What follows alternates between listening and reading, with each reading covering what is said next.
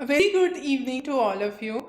Today, our topic of discussion is a bit different. We would be understanding what not to do when you are preparing for civil services, what not to study, what not to do, the things you should keep in mind. Now, the most important thing is once you start preparing for your exam, there is always a confusion. Now, to rule out that confusion, what you do is you keep on reading interviews. Okay, this person was the topper, what was the lifestyle, how many hours they used to study, what they used to do, what they don't used to do. So just simply avoid doing it. Why? Because you are not focusing on your goal.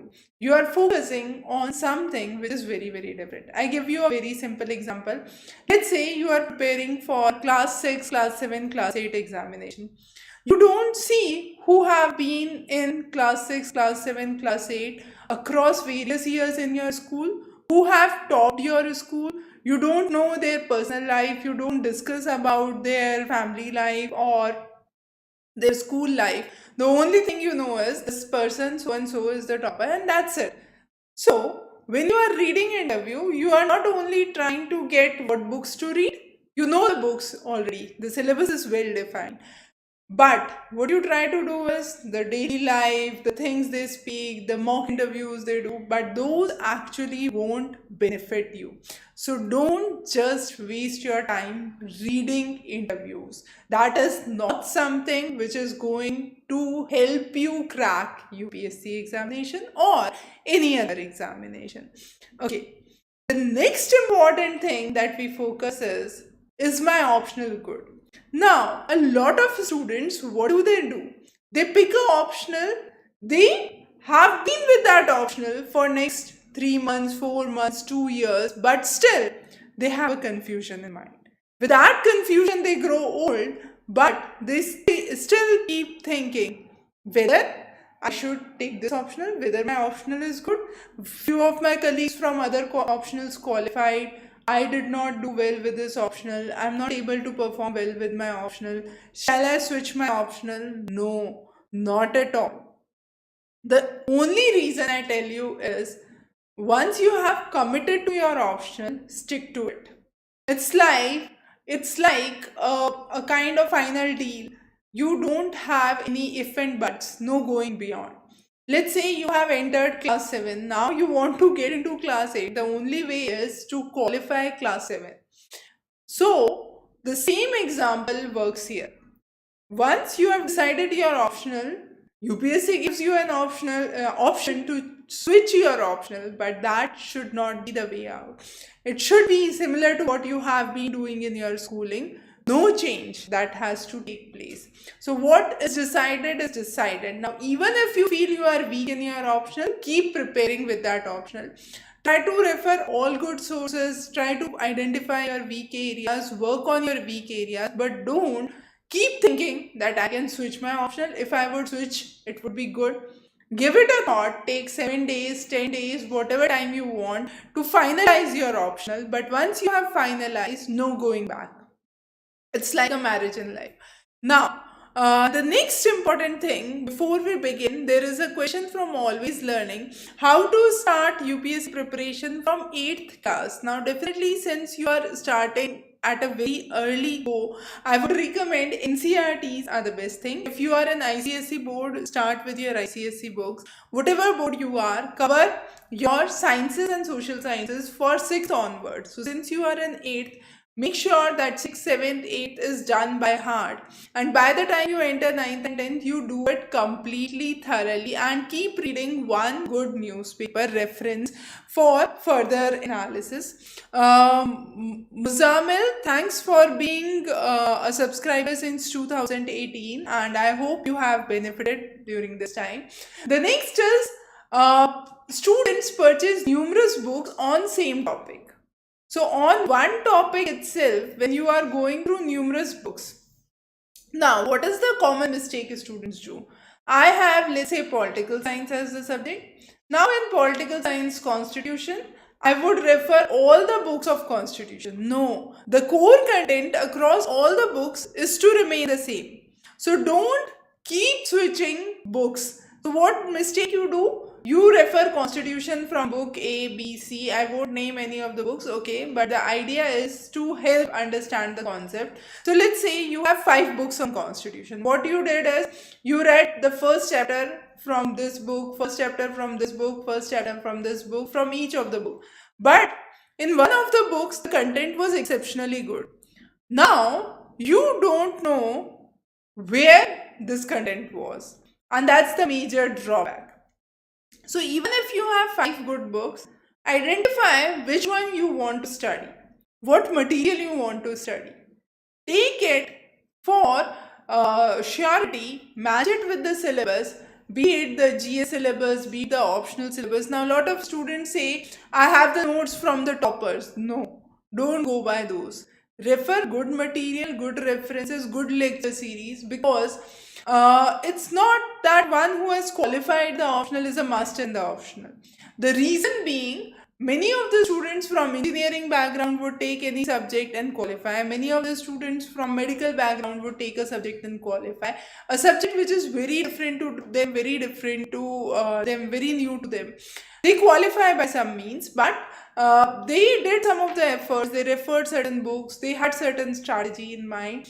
Probably they were able to understand and do a gist of it. But when you are referring the notes, you are missing those things which they already know because they have not cited down those in their notes. So don't do this mistake. Refer good sources, and that's another good way of pursuing that you are not committing this mistake. So this is something you should not do. Same chapter being read from 10 different books, no benefit. Take one good book, one authentic book, trust it, read it. That's a good way, good strategy. The next is group study. Now, a lot of students believe that if I study in group, if I sync up with the students, I would do good. Definitely, you can interact, you can discuss things, you can discuss the way of writing the answers, the common mistakes that others do. But what is a major drawback with group study? The major drawback is, besides the point, there is a lot of discussion. So rather than sticking to the point for 1 hour or 2 hour, it's just a game of half hour on the point and then remaining 1.5 hours discussing what books you are referring, whether this optional is good or not, who all cracked the UPSC, have you heard those interviews, who cracked the UPSC, and all those stuff is used to just distract you. Not only you, all those who are studying in the group basically. So the key idea again here is, don't get distracted by those things. So that is very, very essential to understand, very, very important to understand. And sometimes when we are focusing, when we are saying group study, we are not just into group. We are thinking, although we are talking about UPSC, so we feel that we are so much involved in UPSC, we know everything about UPSC, we know all about the institute at Missouri, but what's the benefit? That's not going to be asked in your examination, okay? What is the culture in Missouri? Or what is the culture in the training institute? That's not going to be asked in your examination. What have been the personal life of the people who have qualified UPSC? That's not going to be asked in your examination. So what is going to be asked in your examination is kept aside. You just skip those things and those are not discussed. So that's where you need to focus what to do and what not to do. The next is which medium to choose. Although you decide that this is my medium, I need to work on a given medium, but still you always have in your back of your mind whether I should have my regional medium, whether I should go with Tamil, Telugu, Hindi, Malayalam as one of my languages, whether I should switch my language or not. And that's another common mistake that students do.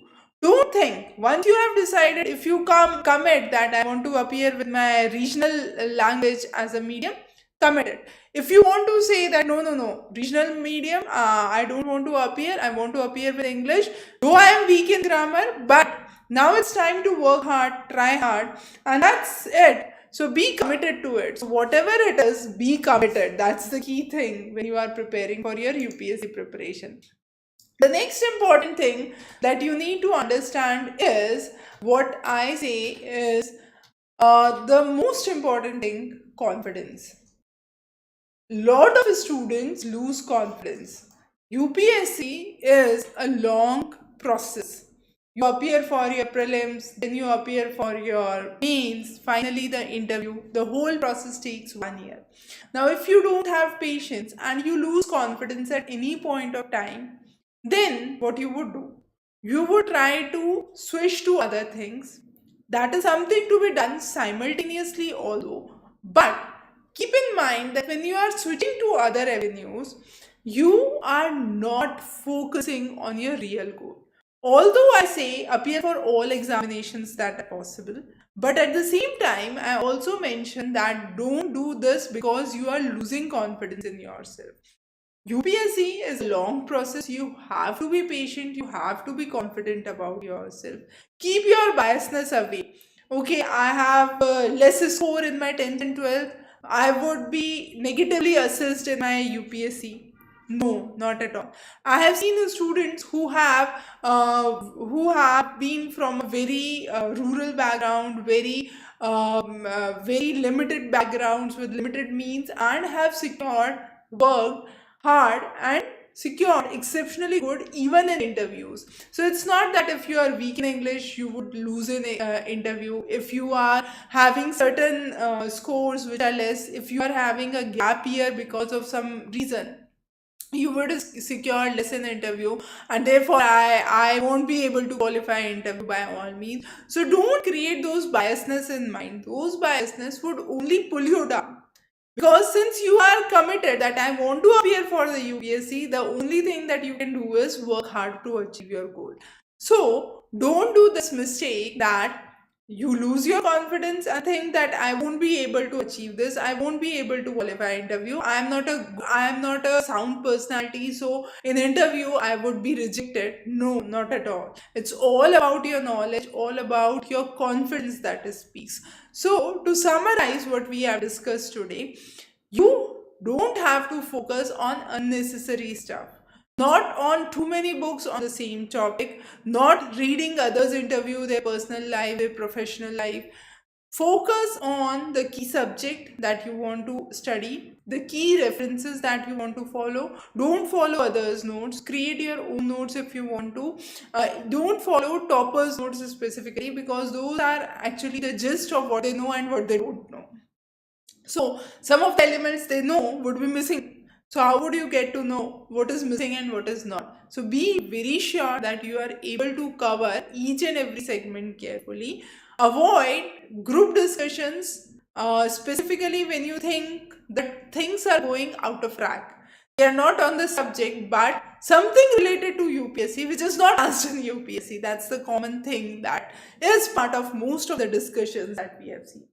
Okay, the next important thing is decide and be committed. Be it your medium in which you want to appear, be it the optional that you want to take, be it whether I'm good, I had a good score in my 10, 12 bachelors, whether I would be a sound personality for interview or not. All those things are to be decided prior, and then just commit to it, stay to it, what you want to do. There is a question from Rupali: how to complete the self-target? Rupali, a very excellent question, I would say. To complete self-target, the only thing is create a mind map for you.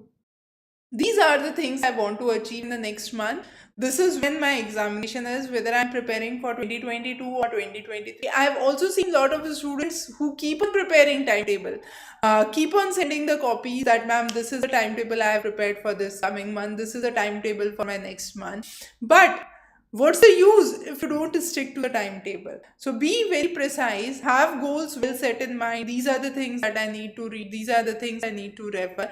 Prepare them carefully, complete them carefully, and then you are all set for your UPSC preparation. Don't lose your confidence, have confidence in yourself. Keep away any kind of biasness that you have heard through various interviews or toppers interviews or something like that. Every person is a unique personality. So don't think that if that person had some traits which were matching to me and that person was able to qualify, I would be able to qualify, or if that person was not able to qualify, I won't be able to qualify. It's nothing like that. It's, as I mentioned, everyone is unique and every personality is unique. So You have your own leverage where to take and where not to take. So study well, prepare well, and make sure what we have discussed today, you don't commit those mistakes before your UPSC examination. Don't waste your time thinking that you are doing a lot for UPSC, but in reality, you have not achieved what you had to. So that's very, very important. Yogendra, we have already covered one of the sessions in how to maintain consistency while you are studying. We have discussed some techniques like Pomodoro technique as a good example. So you can understand that as well. That's in one of our separate lectures. Kotap has asked, I'm in 6th, how can I prepare for UPSC? It's too early, but definitely a good point to start your preparation. I have seen the students coming out very early these days to start their preparation for UPSC. This is the time when you should be, you have a lot of time actually, and the best thing is read as much as you can. Try to have sound English, try to develop critical thinking, try to develop reasoning, read editorials, read newspapers, good references, and keep on with your SS and social sciences and sciences specifically if you want to pursue UPSC as one of your goals. So those were some of the important things that we have discussed as we meet every Saturdays and Tuesdays live at 6 p.m. You can bring in your doubts or your questions as always. And in the meantime, we do have our videos coming every day at 7:30 in the evening. So stay tuned for updates from our side. NCRTs, a lot of those have already been covered for 11th and 12th. The remaining would be covered shortly. If you have any questions, any queries, feel free to connect back to us on the email ID or the phone number. Wish you very good luck for your preparation. Have a wonderful day ahead.